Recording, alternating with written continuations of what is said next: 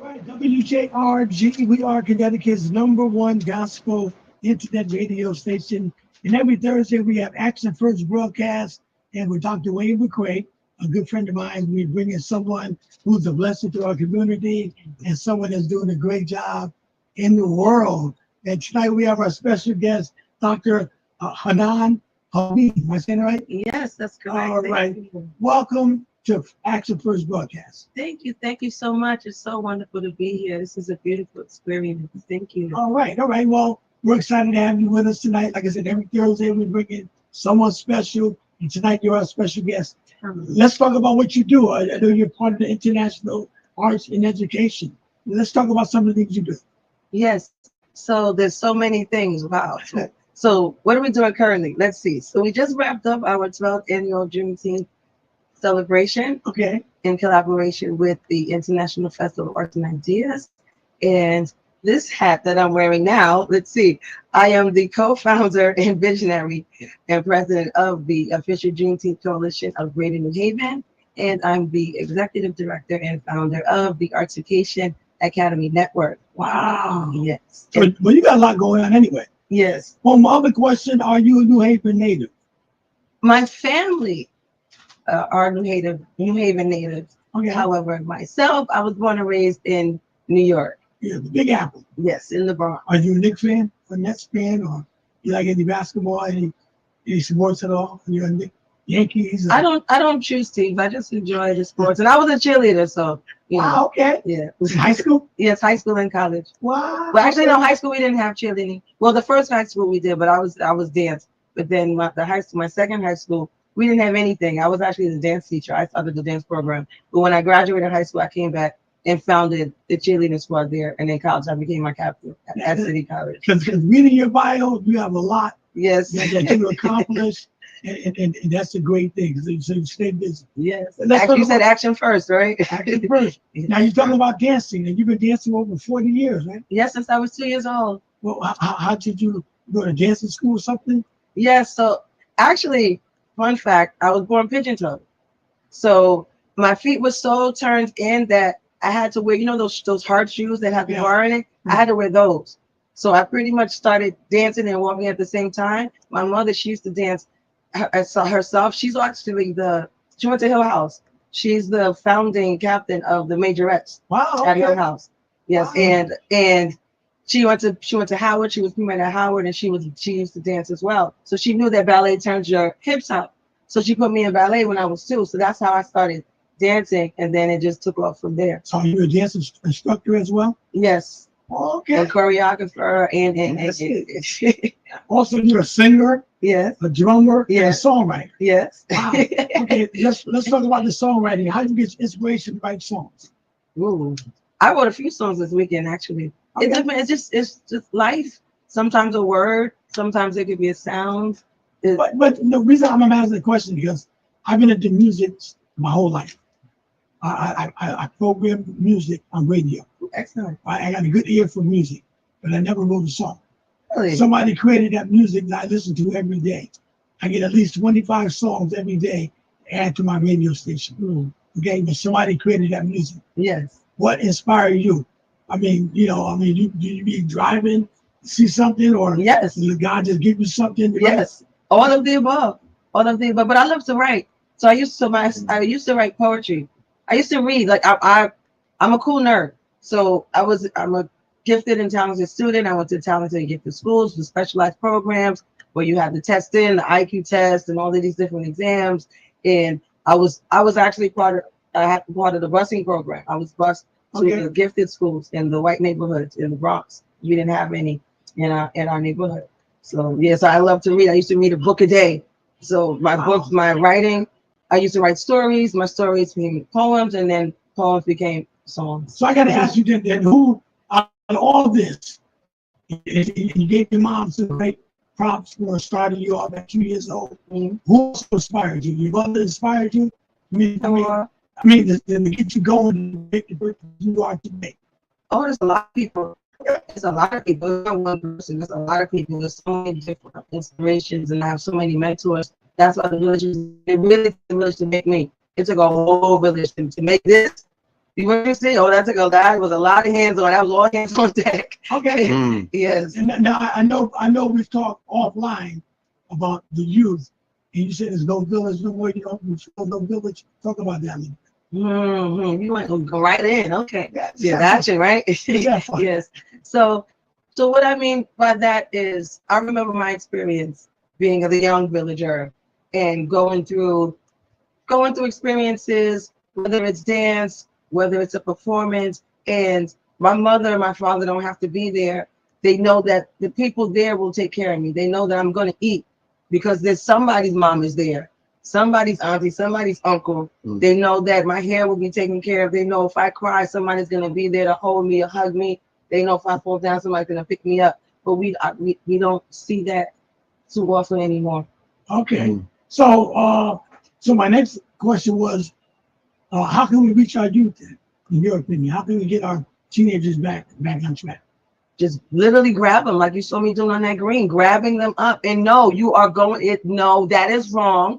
No, correct it. Here's how you correct it. Listen to me. I'm holding your hand. I'm with you. That's why I stayed on that stage with them to the very end. You saw me because I stayed up to the very end because I knew we were over time.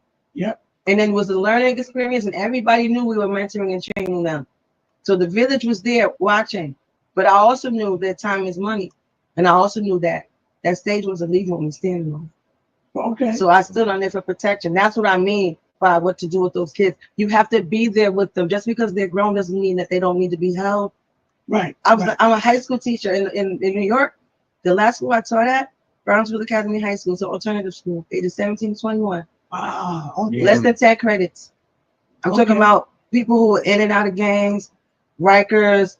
You're talking about your so-called, hands on, right on. And those same kids, right? I had one student, he was in Rikers. I'm writing pictures, I'm writing letters and sending pictures to the corrections to try to get his sentence, commuted and trying to get him removed and have him come out to show, look, this is what he's doing in class. Look at him. He was drumming here. Look, he was dancing here. He's doing his exercises. Look, he wrote his reflections. This is what I'm doing. I had a 16-year-old. 16. He got caught with cocaine and assault rifles. Little thing, 16, little cutie pie. He wasn't even in my class. Right? He came to me. I'm like, Hamimi, that's what they call me. Hamimi, yo. They call me Hamimi or they call me Mom. But this one, he's like, Hamimi. I'm like, what's up, babe? What's going on? Like, this happened. I was like, okay, what can we do? How can we get you out of this? Like, how can you get out when it's your family? How can you get out when it's your mother, your father, your sister, your brother, your cousin, your uncle? I said, don't worry, I got you. You with me now. You part of the crew. Because they have to do community service to graduate high school. I had a dance program, drum program, performing arts school, performing arts program. Right. So that's how you do it. You take them. Take them. Yeah. You give them something to do. They need something to do. Right. Show them there's something else. And you take them. Right. I would put drummers on my boys' backs so they would be safe walking from the gangs and from the police. And they got respect. They weren't scared. They didn't even have to be in my drum stool. Just put this djembe on your back. They're not going to touch you. My daughters, Great, they didn't have that. Why are you absent? Why are you not coming to my class? You're going to fail. I don't have childcare. Bring that baby to my class. I wish somebody would tell me something. I had babies crawling around my dance studio. I had babies wrapped around my back with the African fabric. Those babies in there, but you go in the office, you see the principal sitting there with the same thing, baby on her lap. That's how you do it. That's well, you know, or action first, like you said. yeah. If I could just jump in there, you know, I hear what I hear and what's needed is the village. Yeah. And that's what I hear. I hear, you know, active village. Yes. You know, we have to correct some things in the community. Yes. Right? That's right. And in order for us to be able to be successful in that, we have to value the village. Yes. So it's an approach that we have to take. And what I hear, you know, we're working in that aspect, in that, you know, area where it's more focused on the village, because it takes a village to raise a child. Yes. Amen. So that's what we need to value more and get back to, because that's how we are going to correct some things in our community. All right. This is Action First broadcast on a Thursday evening with Dr. Wayne McCray. Our special guest is Dr. Hanan Hameen. All right. She's our special guest. She's from New York City. Your family's in New Haven. From New Haven. Yes. So you wasn't born in New Haven? No, I was born in the Bronx. I was born in the Bronx at the Albert Einstein College of Medicine. Your parents lived in New Haven or New York? I'm a Kilpatrick. This is my cousin right here. This is where I came up. I'm living at grandma's house. I came up here. I was at the Freddie. I was at Van Dome. I was at all the spots. All the spots. But I just grew up in New York. But I was always up and down this highway. 95, straight route. Well, since you're a teacher, how important is education in our society today? It's always been important. How more important is it now with AI and all this new technology coming out? How important, especially for people of color? How important is education? Well, it's important. It's important for everybody, you know, and for melanated people, you know, you need it for your life. Amen. Like you just have to know. That's why I went to school, because I wanted to know what is being taught. Like you said, as a teacher, I want to know why the principal's doing certain things. Why is this happening? So I had to go to find out. My grandmother said, you're not educated until you know everything about everything. And since it's not possible, we're lifelong learners.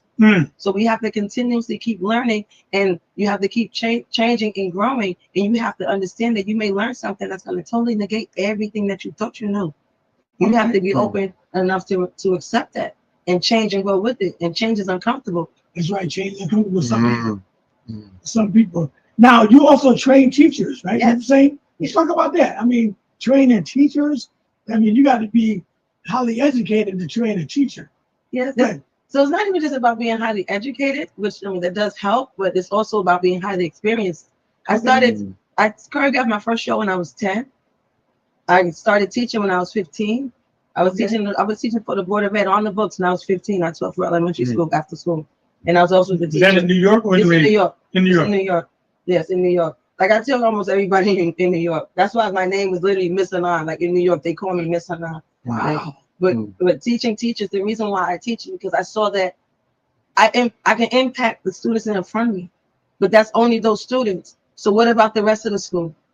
So if I teach the teachers, if I write the curriculum, then I'm reaching thousands at one time, because those teachers are teaching teachers. So that's why I focus on curriculum and making sure that school systems are set up and programs are correct, because those can be duplicated and reach more. Okay. Now you travel to South Africa. Yeah.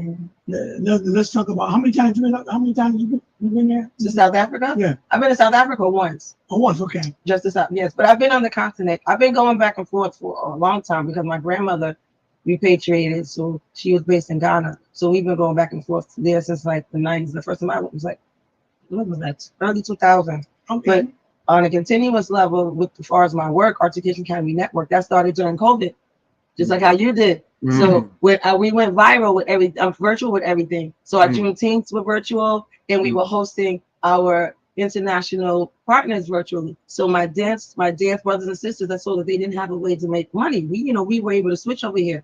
So I had to pay Zoom, because at the time I was teaching the fellows course at Gateway for the program. And so I already had it. They didn't have it.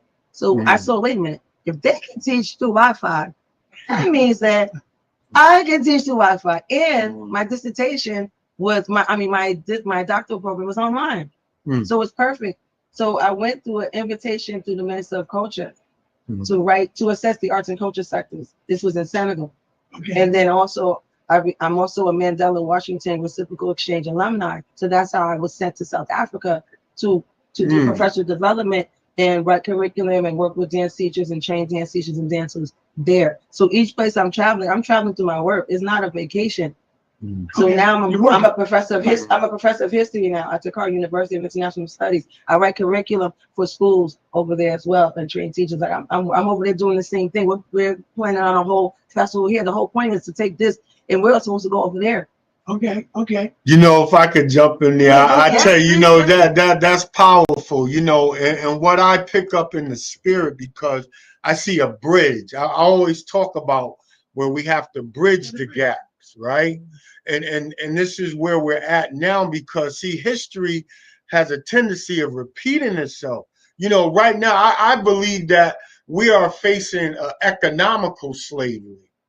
If you know the cost of living, things are so high that's why we have to even get the job market in the fields, because technology is advancing and we have to evolve in that technology because those pay scales are higher. Right. And so to be able to take care of our families, we have to be engaged in the activities, right? So one thing I see with our culture, and I want to commend you, you know, with the Juneteenth event on the green at the three churches location, because see, the people that gather there, see, they don't understand really the true importance of where they are standing in those grounds. That's right. Because the Amistad, you know, the slaves that, you know, took over the ship, and that's where they had tried them on those grounds. Right. So every year with Juneteenth, it should have more. See, that's where the value comes in. Right. See, certain things, see, because see, our kids, we have to get them to a point to understand now the shoulders that they stand on because of the struggle. They don't really understand the struggle. That's why they disrespect a lot of different things, because they really don't appreciate and understand the struggle. And we have to show the value of the village that they can understand and value it more. So that's a grounds that is, I commend you on having it there, because, you know, so much history has taken place, and those are shoulders that we stand on. Yes, exactly. And that's why we do the libation, and that's why we start out with the drums, and it's the youth that doing the drums first. It's not a performance in the beginning. It's a ritual to acknowledge that. You know, that's why within the New Haven Hip Hop Conference, we just had our 7th, we have Jill Snyder, who does that history. Right. So she's teaching because we've been sharing it, that is an auction block. We've been sharing that is an auction block. That is hallowed ground. That's a cemetery. Our bones are down there. So a lot of times with those when you hear with me speaking, that's not even me talking half the time at the end. I don't even know what I say. I have to look at a video. That's not me talking. Okay. You understand? Right. Like, and it's not talking to the people. It's talking out, because I know where I am. Like, this is manifestation time. That you is that you in that universe. Because like you said, that energy there, like it's serious, especially on that side. That's why we do the elder honoring on that side with the youth there for that very reason. Because they have to see that it's possible. That's why I make sure that people say Dr. Hanan Hamid. That's why you make sure it's Dr. McCray. I remember being young and I didn't find out people were doctors or architects or so forth until I'm reading their obituary. And now there's a whole library in the ground, and I didn't know they had information and resources that would help me to where I wanted to be. Right, right. We don't know there's doctors. That's why we have to say it so they know. You know doctors, you know black scholars. That's right. We're here. That's right. That's right. We're here, and we look just like you, and we're chilling, and we're doing the same things, but we are here. It is possible. All right, now you're also the founder of the Arts Education and Academy Network. Did we go over that already? No.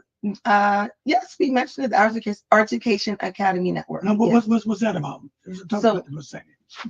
So Arts Education is a curriculum and teaching methodology. It's a new approach to teaching and learning What you experienced Saturday, what you experienced with Juneteenth, all my programs are articulation. Okay. It's real life in the moment. What you saw, the training that the students, that the young people were doing, that's articulation. That's how I taught in my classroom. That's what my classroom looked like. My end of the year show was the kids doing it. None of the adults, all the students. That's their final exam. Mm. That's what you saw. So articulation is the interdisciplinary application of the arts as creative sciences combined with traditional academic subjects and culture. So there's no separation as you learn it. Okay. What advice would you give someone, especially a youth, a young person, because we all start off young, that wants to get involved or be empowered or just want some great advice? What advice would you give them to get them on the right track? To first know that just you being here is enough, that you are worth more than gold, that your melanin is worth more than gold, that you belong everywhere on this planet. You are a global citizen. You are aboriginal to the world. It's a yes and. You are everything that there is. And starting from there, your value is high. Knowing who you are is most important, because if you don't know who you are, you're going to be whoever somebody tells you to be. That's right. So stay strong in your morals, stay strong in your faith. Make sure that whoever you are around are people who matches your moral, not even matches, that uplifted. You want to be around people that take you to a next level. And if somebody that you see is shining or doing something that you wish you can do, make that person your friend. Don't hate on that person. That's a person you need to learn from. That's a person you need to pull close. And if you have something and you see somebody's trying to get there, pull that person close, because we're stronger together. Yes, and if you're a singer, you need to know drummers and you need to know producers, because I couldn't do Juneteenth if I just knew dancers. There's no way I could do this with only new dancers or only new teachers, only new people from the Bronx. Right. You have to have a network. You have to have a village. Everything you do, you have to have a village. I have a village everywhere I go because of the programs I was put in, that my parents placed me in, because of the programs that my teacher said, I don't care what your mother said, you're coming with me because I see something in you and you're going to do this. Right. That's how I got where I am. They literally pulled me. They were young. I didn't even go to the audition for Dance Africa. Baba Chuck saw a video and said, who is she and why isn't she here? That's how I got into Dance Africa. That's how I got to the connections. Every year we feature a different dance company. I was doing that for 28 years since I was a senior in high school. Wow. It's a blessing. Amen. That's a Brooklyn Academy. You be getting the right guests to come on the show, Dr. Wayne. Amen. But that's because my teachers did the village. That's the village. Because my mother's not a backstage. My mother was like you. She's a videographer. So she's a filmmaker. So she'd make sure I was straight, make sure I knew how to get in and out of my costumes. Everything was organized. Let's go. Nope, too fast. Quick change. You got it. Drop you off. She dropped me to the village. She knew I was good. She's out there recording. She better not have to come backstage, right? Right. And I better leave with everything I came with. And I better hit all my cues because we got it. But it's the village. It's the village. That's how it is. So the young people, you need a village. And when somebody is giving you advice, listen. Don't take it as a diss. If it's hit, that means that's not you gotta work on, bro. It's not. But whoever's giving that advice, you got to make sure that it's not just criticism, it's constructive. You got to show how now. Okay, this is wrong. Now this is how you fix it. Right. We have to make sure that we're always teaching. Each one teach one. And even I tell folks, it might be a no today. Right? It might be a no tomorrow. It might be a no the next day. Keep pushing because one day. Come on. I got a lot of no's. Come on. No. Because come on, when my preacher told Fee trying to do ballet, I heard a whole lot of no's. But you kept it going though. Yes. See, that's why sometimes people quit. You can't quit. No. Because you got turned down or rejected on a couple of things. You gotta keep pursuing your dream no matter what. Yes. Because if you go on what people think, and most people are gonna try to talk you out of your dream anyway. You gotta just keep pushing forward and do what you gotta do. You wanna say that? Yeah, that's so powerful because I remember it was a time and I gotta give props to my uncle Marvin Henderson. Me and him when I was back in the 90s, the early 90s, when I moved down south. We had our own perfume and cologne business. And that's how I lived for like 2 years, right? And man, we sold so much perfume all over South Carolina. Man, I even met Ron McNear, Oh, nice. the astronaut that Oh, passed wow. in the shuttle. I met his mother, Okay. and it was, man, 102 degrees, and I was in Lake City, South Carolina. And I went and knocked on the door, and she said, "Come on in, baby." And I was looking around. She said, "Go in the living room." She said, "Go in the living room." And when I went into the living room, I was looking around all his memorabilia. Mm. And I was just amazed, this brother, the accomplishment that he made, Right. and they made a beautiful, if you go to Lake City, they made a beautiful memorial for him by the library, and they named it after him because they didn't, he used to get kicked out of there, but now they named it after him, and they put a nice memorial site out there. But the point is that, that was my bread and butter. And I heard a lot of no's before I heard some yes, right? Right. So that helped me to understand that you have to keep going until you find that yes. You may hear a lot of no's, but if you stop, then that's it. That's how we fed our families, Right. And so one of the things we saturated South Carolina so much, I said, man, we needed to get into the shipping and handling at that point, right? And to extend that business, because we did all the footwork, all the legwork, right? But it was a great experience, and that taught me a valuable lesson in life. And it was 102 degrees, and I had my tie on. And when I knocked on that door, but I thank God because I learned so much, and she shared so much wisdom with me, and it was just a blessing that it carried me through a few decades. Because it's not. It's a lot of times that, and it's the process, right? Yes. People focus on, I have to get here, but you're rushing to the end, and then you're missing everything in between. That's where the learning happened. Like I had to face that with my doctorate. I did a 3-year program. It took me 6. I had an apartment fire. I had lupus flares. COVID happened. But it took me 6. But my process is my process. But it had to take me that long. Right. That's what it's needed for me to do the work I'm doing now. And it's like we rush to the end. And it's those little things in between, and that's what ends up getting documented, right? That's what's in between. Like you said, all of those things that that weave into each other to make the person, all those little pieces of the village that weave into each other. So if you're rushing through, you're gonna be missing out on experiences and people that I got my grandbaby calling me. Today's my birthday. Oh, Today's your birthday? Today's my birthday. happy birthday to you. Happy birthday to you.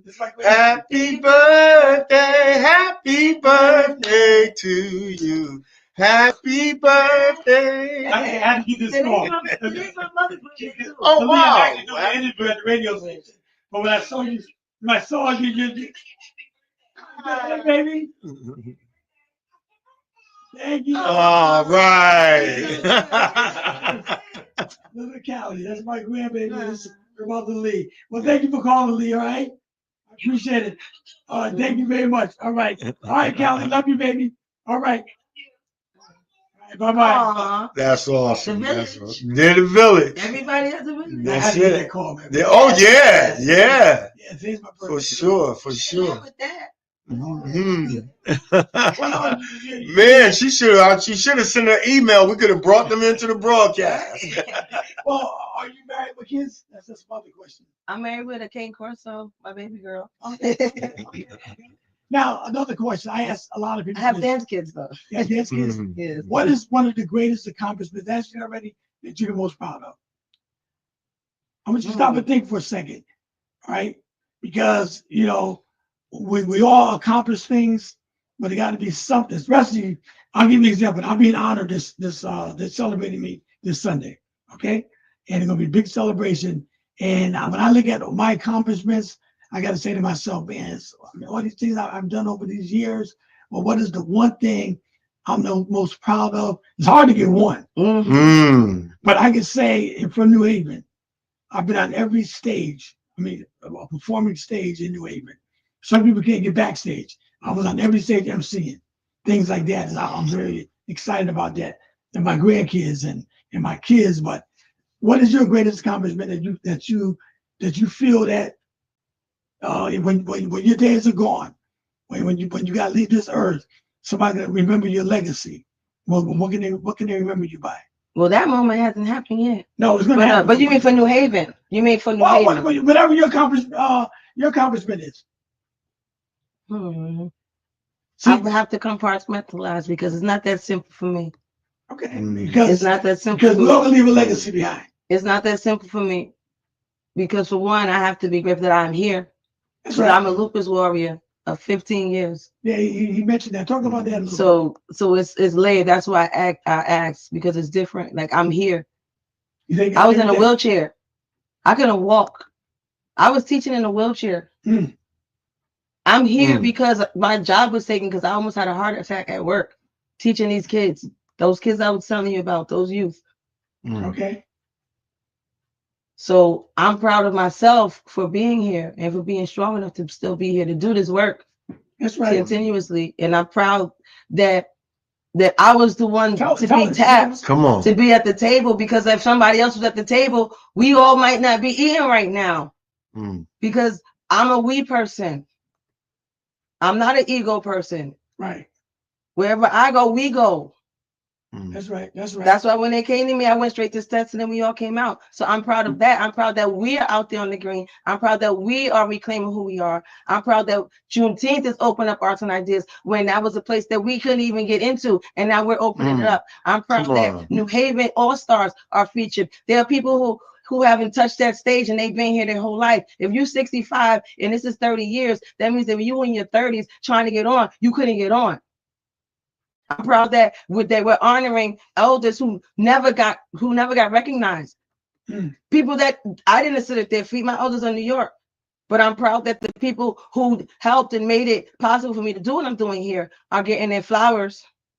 I'm proud that Langley family finally got to hit that stage 5 generations as headliners, and we're not finished because Rashawn still ain't headlining yet. I did that for Rashawn. People don't even know that. Ask him. I told Rashawn when they tapped me, I said, that stage is for you. Watch, you're going to headline. Watch. Got him singing at every gala, every birthday party, every this. He's a headliner. That boy got that boy good. That boy good. You understand? That's what I'm proud of.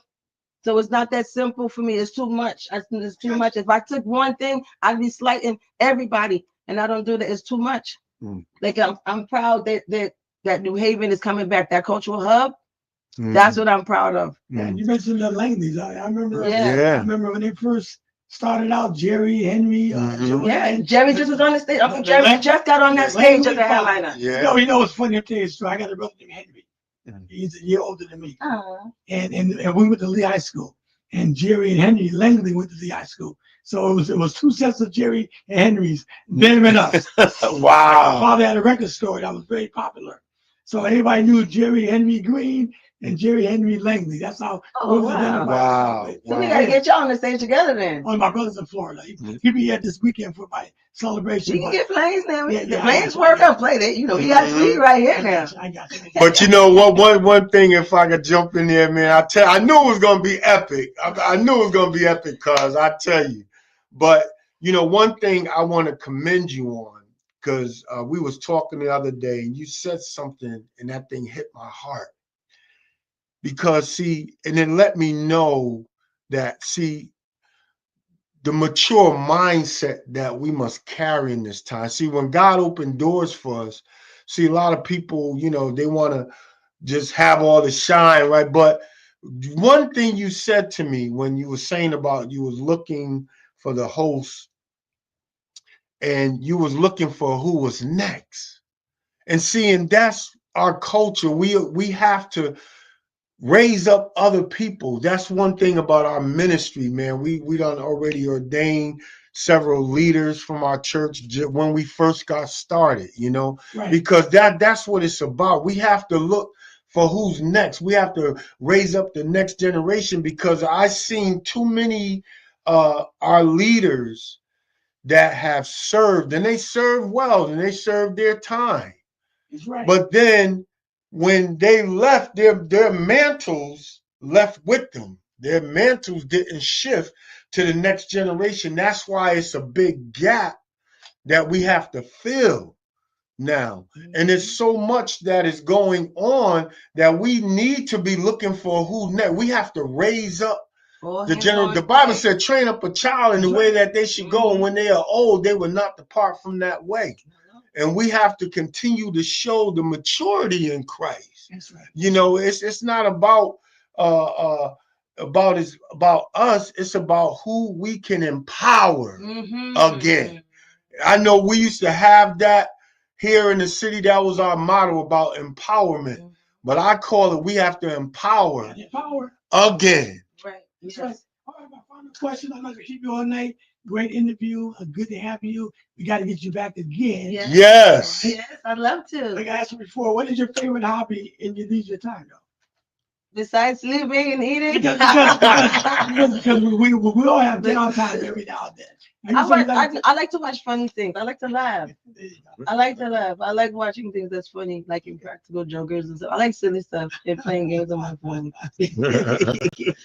And music, of course. I like to go to the gym, but I like sports. I like to laugh. I like sports. I like sports because. And I like karaoke. Okay. So you're having fun. That's what Yes. And that's what life. With Sean and Marcy, make sure I get out. And that's what life should be all about. Having fun. Yes. Well, Dr. Wayne, you close us up, bro. Well, listen, only thing I could say at this time, I want to thank you for taking action first with us here at W.J.R.G. Internet radio station and KMI TV. That's right. All together, an action first broadcast. You know, we definitely got to have you back. We definitely got to do something at one of your locations. Come on site with you. Yes. And we have some young people for you, like all of those people there.